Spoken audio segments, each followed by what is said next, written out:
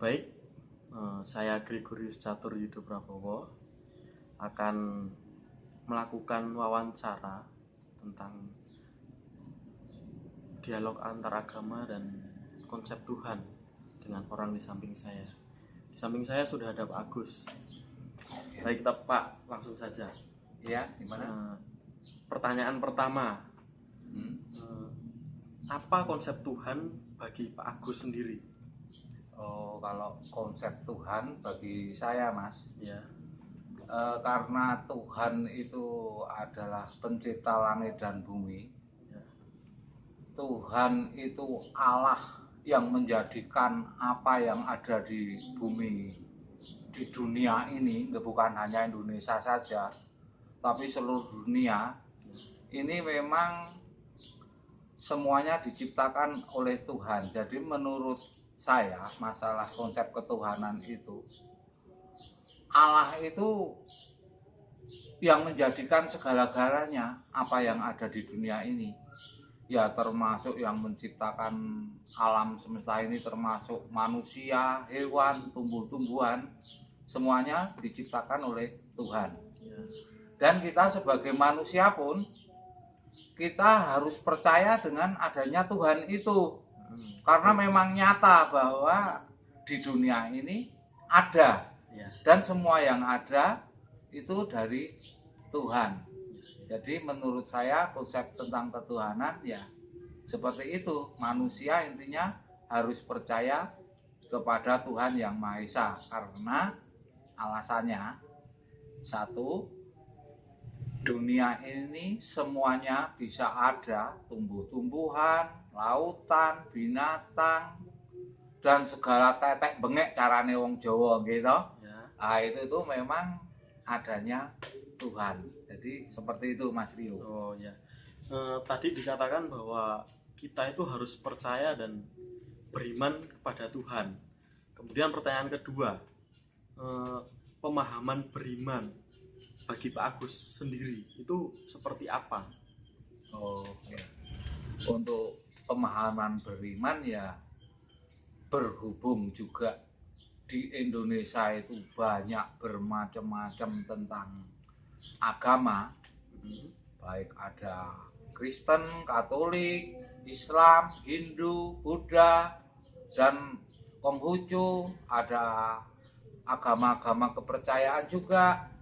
Nah, menurut saya ya kita sebagai orang beriman, kalau sudah mempunyai agama, ya kita harus istilahnya itu kita benar-benar untuk mempercayai dengan apa yang sudah kita pegang untuk kehidupan kita ini. Memang orang kalau tanpa beriman, hidupnya nanti terus ngawur istilahnya. Karena ya itu tadi, kita nggak ada konsep yang untuk dipercaya. Padahal kita harus percaya bahwa keberimanan kita ini istilahnya kita beriman kepada Tuhan.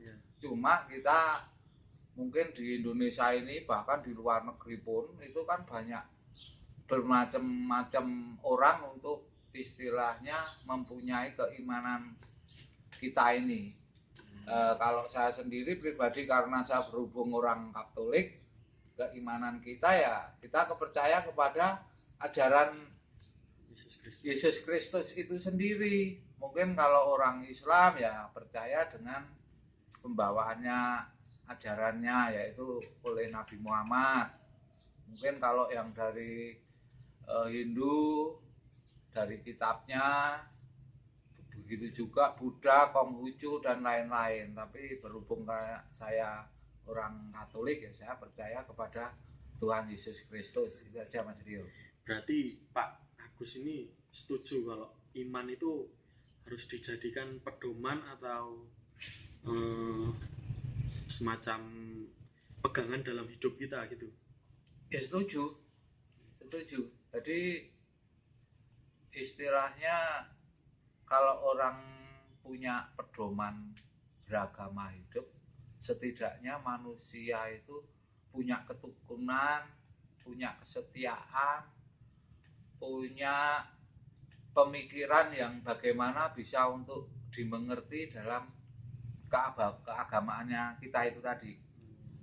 Oh, terus maaf Mas Rio, tadi itu sambil nanya apa itu tentang pertanyaan nomor 3 ini? Pertanyaan nomor 3, pandangan Pak Agus tentang radikalisme agama atau masalah agama yang ada sekarang ini.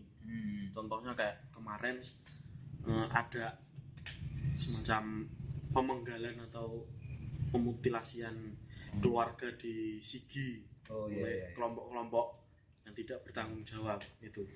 Ya memang ya sebetulnya masalah radikalisme itu sebetulnya udah ada dari dulu kalau yang setahu saya. Ya. Tapi itu karena adanya radikalisme itu kalau menurut saya itu ya karena memang kurang mengertinya orang itu tentang beragama itu tadi. Makanya orang harus punya agama. Ya. Jadi kalau orang punya agama, tentu istilahnya radikalisme itu bisa sedikit untuk bisa berkurang karena yaitu tadi orang bisa untuk mengerti kan. Jadi kalau bisa itu kita memang harus ada istilahnya kayak ada pembelajaran mengenai agama-agama yang lain supaya kita pun bisa mengerti agama ini begini, agama itu begitu. Maksudnya itu bukan untuk mengerti semuanya, tapi setidaknya itu bahwa agama itu untuk istilahnya itu untuk hati kita biar bisa berbuat baik. Misalnya orang Kristen harus berbuat baik dengan orang Islam harus berbuat baik dengan Hindu, Buddha, nah seterusnya itu. Nah, nanti kalau semua orang bisa menyadari tentang agamanya masing-masing dan semua agama itu memang benar-benar untuk tujuan yang baik, kita nggak boleh saling istilahnya saling benar-benaran atau saling salah-salahan atau saling jelek-jeleknya, lah mungkin radikalisme itu bisa berkurang, nggak semena-mena dia karena menganggap agama lain itu begini begitu terus akhirnya saling serang, saling jelek-jelekan, saling olok-olokan. Nah, karena itu semua bisa terjadi karena belum adanya pengertian dari umat agama masing-masing. Tapi kalau itu agama kita saling sering ada istilahnya itu apa Mas Dio? Untuk saling bertemu ada dialog antara agama seperti itu mungkin bisa akan berkurang itu Mas Rio kalau menurut saya. Berbicara tentang dialog antar agama itu tadi, pandangan Pak Agus tentang adanya dialog antar agama itu gimana Pak? Ya. Oh, kalau dialog tentang agama itu kalau menurut saya sangat perlu banget. Saya setuju kalau di Indonesia itu digalakkan mungkin di TV-TV atau di masyarakat ataupun di manapun berada, itu kalau sering adanya antar dialog beragama itu kalau menurut saya sangat bagus. Karena apa?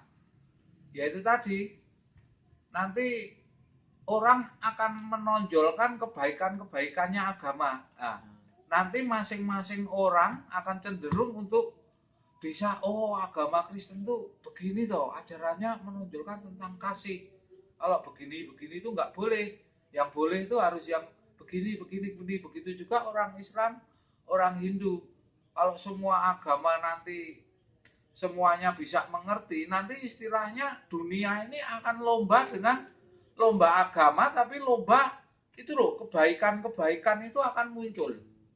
Akan selalu muncul. Jadi agama itu memang perlu ada dialog. Soalnya kalau nggak ada dialog, kita itu sebagai manusia adanya nilainya itu nilai negatif aja lah. Ajaran Kristen yang dinilai mungkin masuk boleh makan daging yang dilarang oleh orang Islam. Mungkin orang Islam juga orang Kristen menilai kalau cuma istilahnya cuma mau sholat kok harus pakai istilahnya mic atau pengeras suara. Nanti kalau kita itu nggak saling menjelaskan, kita nggak saling memberitahukan, nanti orang itu cenderung untuk menilai yang negatif. Tapi kalau kita galakkan, kita adakan antar dialog agama, nanti semuanya satu persatu permasalahan apa yang menjadi di negara kita yang kadang sering ada radikalisme itu,